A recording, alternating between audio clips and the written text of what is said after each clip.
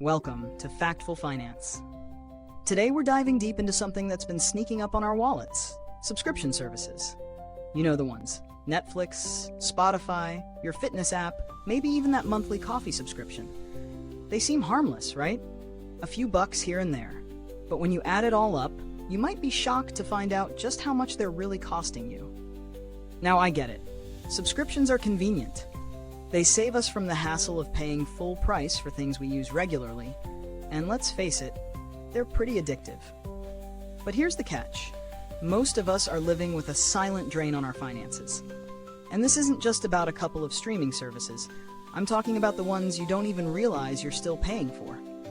Let's break it down. First things first, let's talk numbers. According to a study from the Federal Reserve, the average American spends over $200 a month on subscriptions. Think about that. $200 a month. Over $2,400 a year. That's enough to cover a nice vacation or boost your retirement savings. And let's be honest, how many of us even use all the services we're paying for? Let's start with the obvious ones: Netflix, Hulu, Spotify. The ones we're all aware of. These are subscriptions we sign up for, then forget about, often because we're justifying the cost for a small indulgence. But the problem is, there's often no end date. We set it and forget it. But what about the less obvious ones? Think about those free trials that roll over into paid subscriptions if you don't cancel them in time. Hello Amazon Prime, Hello Fresh, and even that free workout app that now takes a chunk of change out of your account every month. And here's a sneaky twist. These companies know exactly how to make sure you don't cancel. According to behavioral psychologists, subscription services are built on what's called the sunk cost fallacy. Essentially, the more you've paid, the harder it is to quit. Even though it's only a few bucks, you convince yourself you're getting value, even when you're not. But here's the kicker. Many of us are still paying for these services, even if we aren't actively using them. I'm looking at you, unused gym memberships. Let's talk about some numbers. Take a service like Netflix.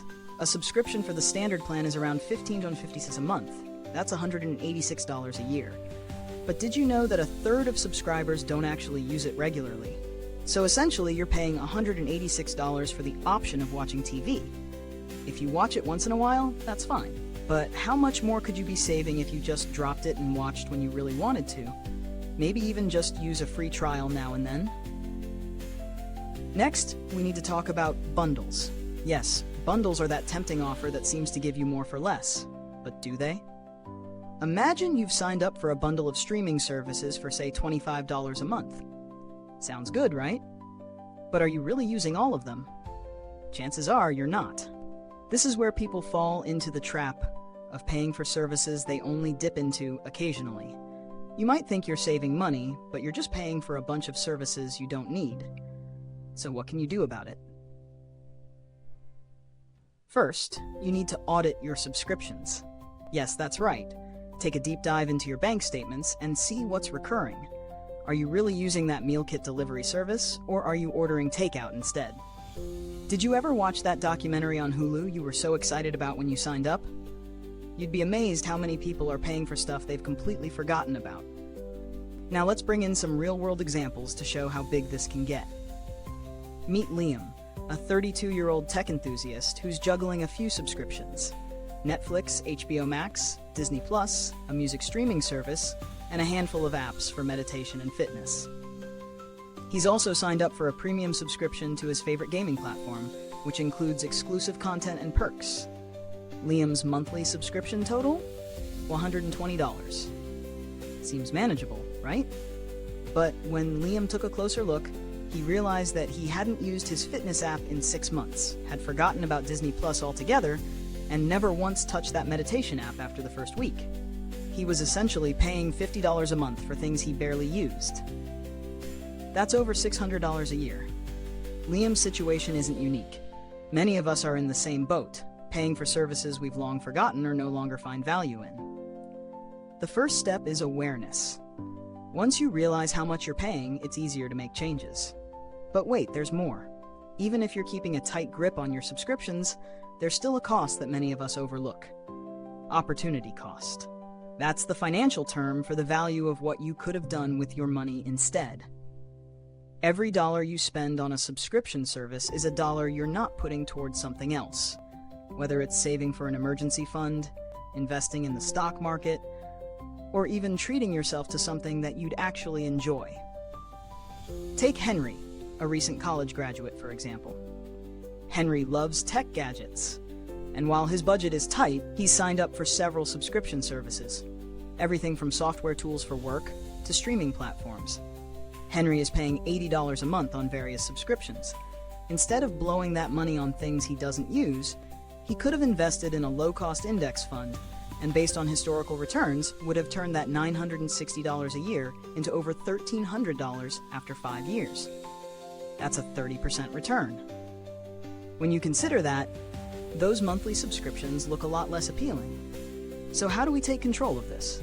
Here's what you need to do. 1. Audit your subscriptions. Make a list of everything you're paying for, even the stuff you've forgotten about.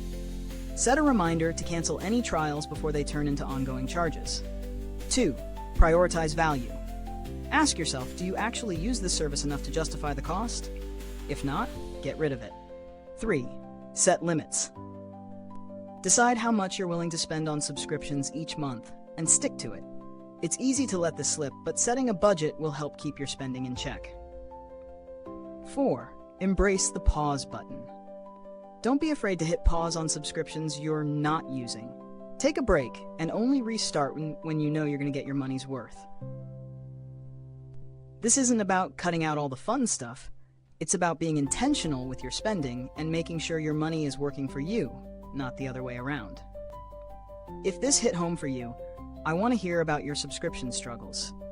What's the one service you can't quit, even though you know you're not using it? Let me know in the comments, and let's talk about it.